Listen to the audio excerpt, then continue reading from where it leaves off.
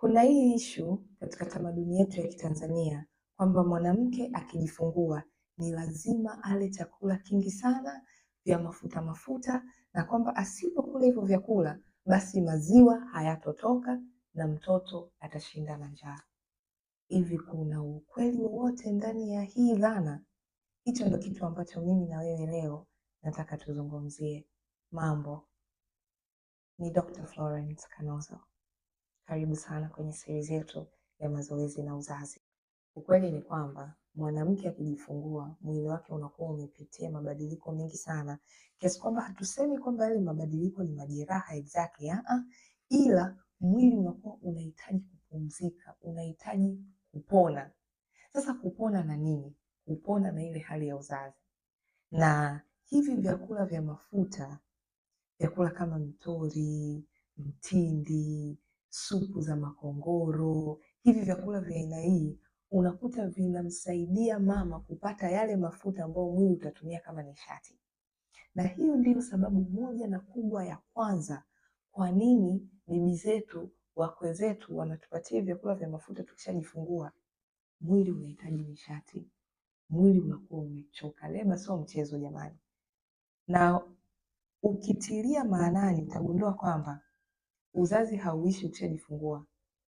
Ule mwezi wa kwanza baada ya kujifungua ni mgumu kuliko ile leba. Mtoto kulia usiku, kunyonyesha, kukesha usiku, maziwa kuvimba, wewe mwenyewe kujisikia ovyo. Kwa unakuta kwamba uzazi bado unaendelea, mwili unakuwa unachoka sana. Mwili unahitaji nishati. Nishati safi ni mafuta, mafuta yale yanayotoka kwa wanyama. Kwa hiyo ndio sababu ya kwanza. Sababu ya pili, kuna hizi vitamin 4 ambazo leo mimi nataka nikuelezee. Zina umuhimu mkubwa sana kwa mama pamoja na mtoto yule aliyemzaa. Hizi vitamin hata ule vipi, kama huna mafuta ya kutosha ndani ya mwili wako, hizi vitamin hazitofanya kazi. Yaani namaanisha, kwa mfano labda una vitamin K au una vitamin D. Utakuta daktari anakuambia ukila ikula na vitu vya mafuta. Labda ukiwa unakula mayai, kula vidonge vyako vya vitamin D, supplements zako za vitamin D. Kwa hiyo utaambiwa kwamba oanisha na vyakula vya mafuta ukiwa unakula hivyo vidonge vya vitamin D. Sasa, hizi vitamin kuu 4 hizi ambazo nataka nizizungumzie, ambazo nimesema kwamba zinahitaji mafuta ili kufanya kazi kwenye mwili wa mwanamke na mwili wa yule mtoto alimzaa, zina umuhimu gani? Let's talk about that. Tuanze na vitamin A.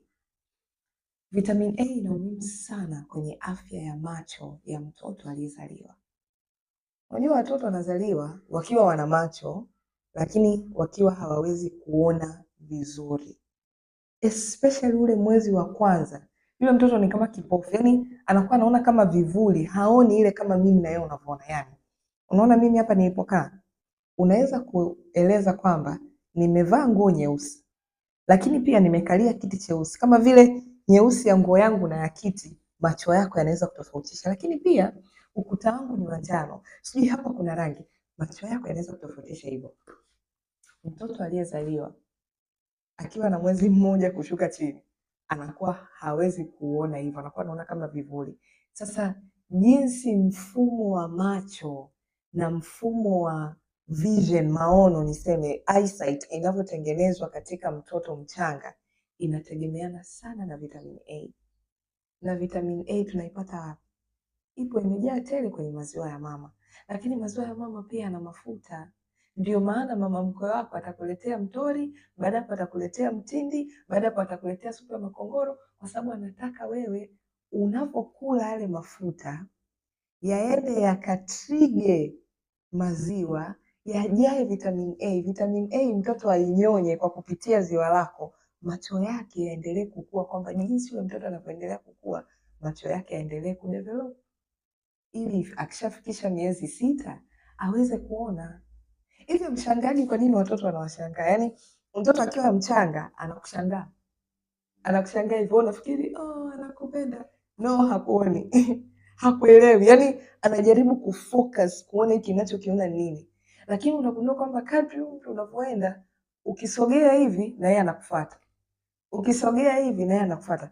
kwamba sasa macho yake yashaanza kudevelop movement with objects, yashaanza kuona okay, hiki kitu kiko umbali kiasi fulani, kwamba nikinyoosha mkono hapa naweza nikafikia, au hapa ni mbali sana, inabidi niende.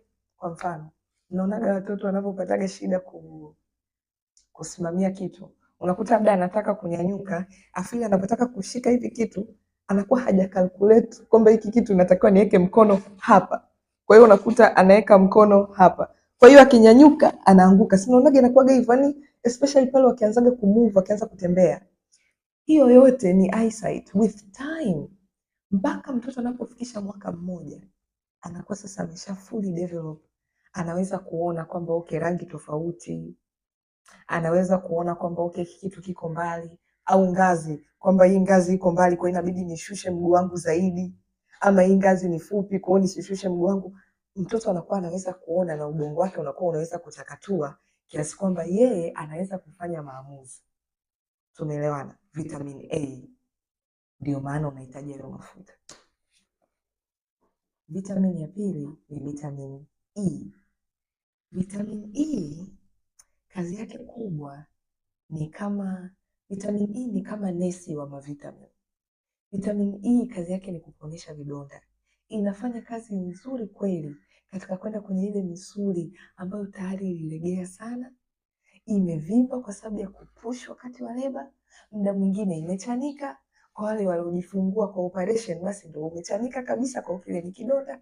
Vitamin E inakuwa inakusaidia wewe kupona haraka. Ina qualities ndani yake ambazo zinashirikiana na kidonda kufanya kinga yako ya mwili ipone haraka. Vitamin E tunaipata kwenye vyakula vya rangi rangi kama karoti, vile viazi vya njano vile, ngogwe. Ndio maana sasa hapa mtagundua kwa nini wanaopikiaga sana supu za makaroti, ngogwe, karoti, ngogwe, biringanya, karoti, ngogwe, umo. Unalishwa tu hivyo. Alafu baada ya hapo mtindi. Mtindi una mafuta, ndio. Baada ya hapo mtori, supu ya makongoro, ndizi zimechemshwa, nyama pembeni, utumbo pembeni. Kwa sababu tunataka ukishakula ile vitamin E kutoka kwenye karoti na ngogwe na nini, basi ukila na mafuta ile vitamin E iende kufanya kazi, ili wewe uweze kupona haraka. Umenielewa mpenzi wangu? Vitamini ya tatu, vitamin D, dada. Hii vitamin inasaidia sana uponyaji wa mifupa, kwa sababu mifupa ya nyonga sio kwamba inavunjika, sio kwamba inatenguka, lakini huwa ina move, yani kama inashtuka kwa sababu ya leba, ili mtoto apite. Na ndo maana wamama waliojifungua kuta mtu anashindwa kukaa kama nilivyokaa hivi, na hawezi, anaumia, amevimba. Kwa unakuta either akikaa hivi lazima akalie mtu, aike mtu apue laini akae. Kwa hiyo ukianza kula vyakula vya vitamin D, vinapatikana kwenye nyama, vinapatikana kwenye mboga mboga, hivi vyakula vinaenda kusaidia mifupa yako ya nyonga ipone kirahisi, yale maumivu ya uti wa mgongo yapone kirahisi. Lakini pia vitamin ambayo inaenda kusaidia hormone ziweze kurudi vizuri, kwa sababu kumbuka, kipindi cha ujauzito ni kipindi ambacho hormone zinachanganyika, nyingi zimezalishwa, nyingine zimeshuka, nyingine zimefanya hivi. Kwa hiyo mwili wako ni kama mtoto hormone, mwili unakuwa kama umechanganyikiwa hivi. Vitamin D inasaidia kuregulate zile hormone. Lakini pia vitamin D inasaidia sana na depression. Kuna ukweli ambao sasa hivi lazima tuweke wazi, na huu ukweli sio kwamba umeanza leo. Kina baba, msije hapo chini ya comments nasema wamama wa siku hizi ndo wanasema kuhusiana na postpartum depression, mbona bibi zetu walikuwa hawana? Walikuwa nayo, ila wanamwambia nani? Sasa hivi ni kwamba tu mtu kama mimi Florence naweza nikaja hapa mtandaoni, nimewasha kamera na kuanza kuwaambia kuhusiana na sonona baada ya kujifungua. Zamani walikuwa wanasema wapi? Kwa nani? Alafu iweje?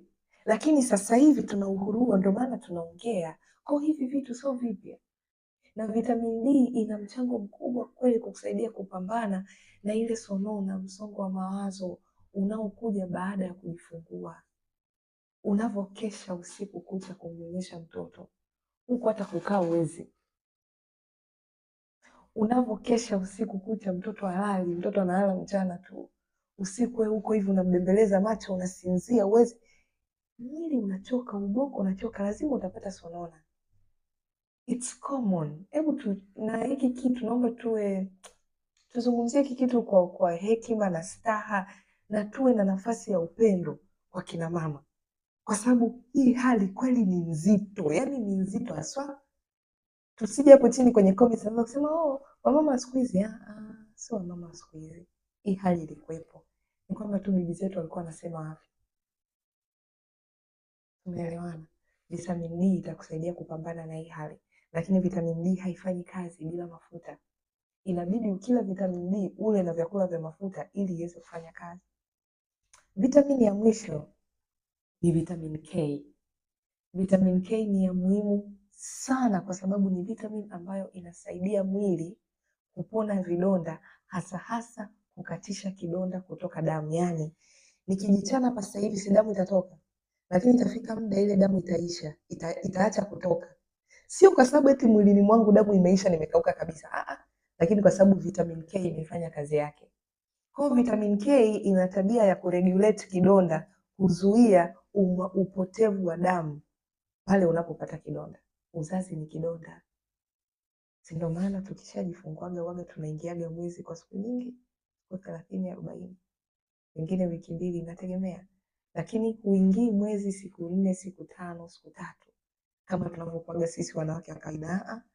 Unajikuta unatoka damu ya mwezi karibia siku 40, siku 30, siku 20 kwa sababu ya uzazi. Kwa vitamin K inakusaidia usipitilize, usiende miezi 3, siku 90, siku 120, Vitamin K inakusaidia wewe kuzuia ule uvimishaji wa damu baada ya kujifungua. Lakini pia vitamin K ina play part kwenye kinga ya mwili. Sawa sana vitamin D pia kwenye kinga ya mwili hasa ya mtoto. Kwa hiyo inavyojaa kwenye maziwa, unampatia mtoto maziwa na mafuta, kinga ya mtoto inaimarika, mambo ni bien. Hii ndo sababu mpenzi wangu unapewa vyakula vya mafuta. And I know wewe unawaza nanenepa, sipendezi, mume wangu atacheat, nina lose confidence, nina lose self esteem, naelewa. Lakini huu ndio umuhimu wa wewe kula vyakula vya mafuta baada ya kujifungua. Mafuta yaliyo sahihi, yale ya ng'ombe yale, sio mafuta ya nini inaita alizeti, mafuta ya ng'ombe ya kongoro yale, talo hayo, samli, hizo mafuta ya wanyama. Kupitia uzazi, mwili upone, mtoto akue. Baada ya hapo njoo gym, tutakusaidia kurudi kwenye hali yako ya kawaida, tutakuonyesha namna ya kupungua uzito na maisha yako yatarudi kuwa Kwa hiyo yule mkoe wa Kichaga anapokulazimisha kula mtindi kila muda na supu ya makongoro, sio kwamba anataka unenepe, sio kwamba eti wanawake wa zamani wana roho mbaya. Ni kwamba kwa tamaduni za Kichaga, sijui sayansi yao ilikuwaje, lakini walikuwa wana maarifa haya na walikuwa wanajua kwamba mwili wako unahitaji mafuta kwa ajili ya nishati na kwa ajili ya virutubisho ili wewe uweze kupona na ile hali ya uzazi, urudi kwenye hali yako ya kawaida na maisha yaendelee. With that being said, nawapenda sana.